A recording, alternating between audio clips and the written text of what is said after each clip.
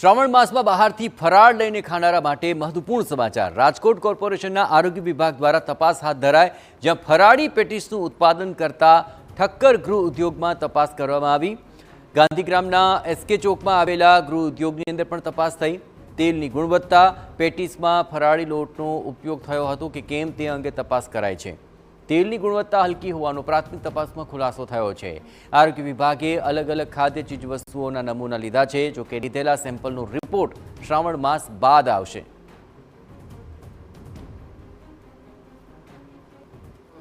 શ્રાવણ મહિનો ચાલી રહ્યો છે અને શ્રાવણ મહિનામાં લોકો ફરાળી વાનગીઓ આરોગતા હોય છે, ત્યારે લોકોના સ્વાસ્થ્ય સાથે ચેડા ન થાય તે માટે રાજકોટ મહાનગરપાલિકાની આરોગ્ય વિભાગ છે તેમના દ્વારા તપાસ હાથ ધરવામાં આવી છે।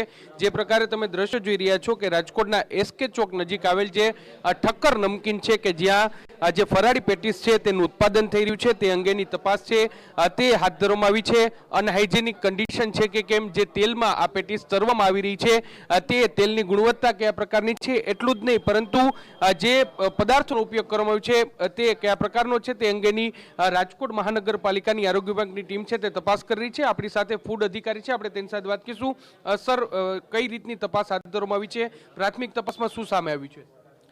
આપણે પવિત્ર શ્રાવણ માસમાં શ્રદ્ધાળુઓ જનરલી ઉપવાસ એકટાણા કરતા હોય છે, તો મેઇન હેતુ એ છે કે ઉપવાસ એકટાણામાં જે એનો ભંગ ન થાય એટલા માટે જે ફરાળીમાં ન ગણાય તેવી, એટલે કે અનાજનો લોટ કે એવું કોઈ વસ્તુ વાપરે છે કે નહીં એનું આપણે ખાસ કરીને ચેકિંગ કરતા હોય છે। તો એના અનુસંધાન આજે આપણે ગાંધીગ્રામમાં એસકે ચોકમાં જે ઠક્કર ફરસાણ આવેલું છે કે જે લોકો ગામમાં મોટા પાયે ઉત્પાદન કરી અને બીજાને પણ સપ્લાય કરે છે વેચાણ માટે, તેની ત્યાં તપાસ હાથ ધરેલ છે। શું પ્રાથમિક તપાસમાં શું સામે આવ્યું છે?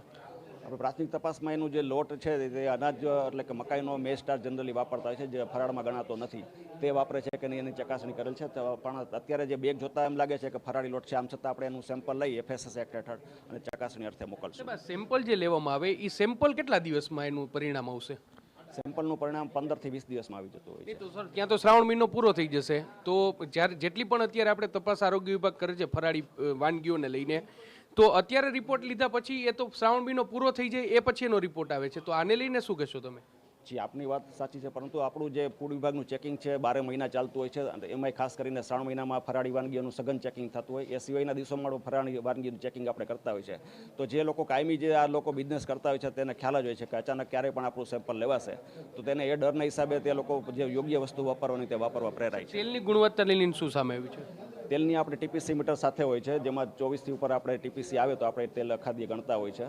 તો અત્યારે જો આ TPC મીટરમાં આપણે 24 થી વધારે આવશે તો તેનો પણ નાશ કરીશું। સ્પષ્ટપણે એટલે જે પ્રાથમિક રીતે જે માહિતી સામે આવી છે ને તેને લઈને તપાસ છે તે હાથ ધરવામાં છે, પરંતુ ગંભીર બાબત એ છે કે જ્યારે પણ રાજકોટ મહાનગરપાલિકાની આરોગ્ય વિભાગની ફૂડ શાખા છે તેમના દ્વારા આ તપાસ છે તે કરવામાં છે, જે નમૂના લેવામાં આવે છે તે નમૂનાનો રિપોર્ટ 15 થી 20 દિવસ પછી આવે છે, એટલે કે જે શ્રાવણ મહિનો પૂર્ણ થયા બાદ તેનો રિપોર્ટ આવે છે કે જે વાનગી લોકોએ આરોગી તે ખાદ્ય હતી કે અખાદ્ય હતી, અથવા તો આ જે લોટનો ઉપયોગ જે પેટીસ છે તેને બનાવવા માટે ઉપયોગ થતો હોય છે તે અનાજનો કોઈ હતો કે પછી ફરાળી લોટ હતો, આનો રિપોર્ટ આવતા જ લાંબો સમય છે તે લાગતો હોય છે, જેને લઈને યોગ્ય કાર્યવાહી કરવી ખૂબ જ જરૂરી છે। હાલમાં અહીં પ્રાથમિક દ્રષ્ટિએ જે આરોગ્ય વિભાગની ટીમ છે તેમના દ્વારા તપાસ છે તે હાથ ધરવામાં આવી છે, જરૂરી વિગતો છે તે પણ લેવાઈ રહી છે।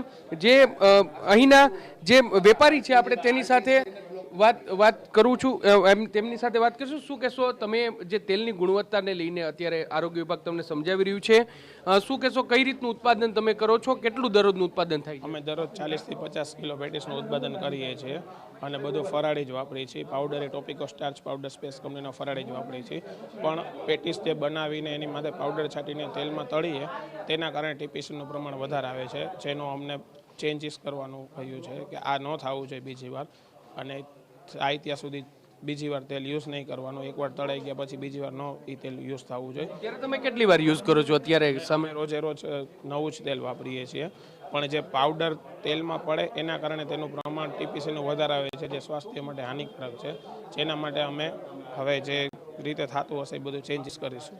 સ્પષ્ટપણે એટલે જે વેપારીઓ છે તે પણ માની રહ્યા છે, પરંતુ તેમનો બચાવ છે તે પણ કરી રહ્યા છે કે જે સ્ટાર્ચ પાવડર છે તેનો ઉપયોગ થતો હોય છે ને તેના કારણે આ જે તેલની ગુણવત્તા છે તે વધારે આવી છે અને હલકી ગુણવત્તા હોય તેવું જોવા મળ્યું છે.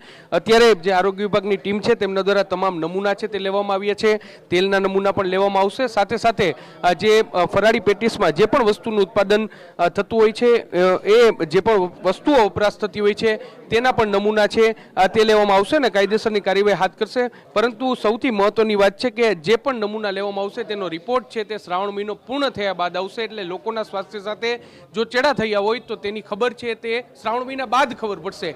ત્યારે જેને લઈને આરોગ્ય વિભાગ છે તેમના દ્વારા યોગ્ય કાર્યવાહી કરવી જરૂર છે. તાત્કાલિક સ્થળ પર જ આ નમૂનાનું ટેસ્ટિંગ થાય તે પ્રકારની વ્યવસ્થા કરવી ખૂબ જ જરૂરી છે. કેમેરા પર્સન ભાવેશ લશ્કરી સાથે મોહિત ભટ્ટ, TV9